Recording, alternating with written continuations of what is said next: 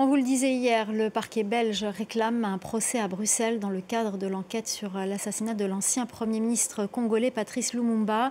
Le héros de l'indépendance avait été assassiné avec 2 de ses compagnons d'armes par des séparatistes du Katanga avec la complicité de mercenaires belges en 1961. C'est une première étape pour ces enfants après 14 ans d'attente. Les réactions à Bruxelles avec Alix Le Bourdon et Pierre Benazé.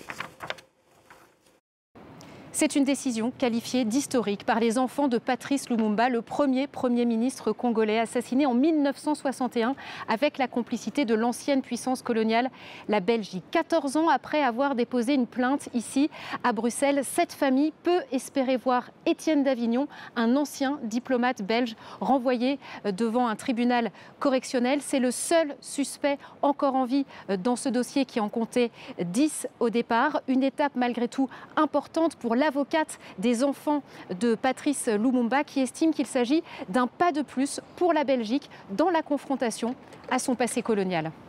Cet homme qui est belge et qui avait des hautes fonctions en Belgique a participé finalement à cette machine dans le cadre de la colonisation, dans la posture qu'il représente et dans le diplomate qu'Étienne Davignon était.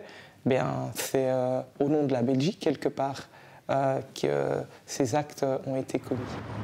Sur la place qui porte le nom de l'ancien Premier ministre assassiné, la nouvelle du renvoi d'Étienne Davignon est bien accueillie, même si elle arrive trop tard pour certains membres de la communauté congolaise.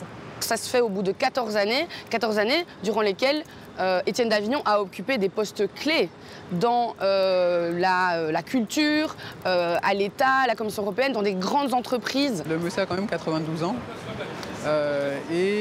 C'est quelqu'un qui est dans la bourgeoisie belge, etc., qui a aussi tout son système derrière lui. Donc, est-ce qu'on veut réellement faire un procès ou juste faire un peu de théâtre, de sensationnalisme?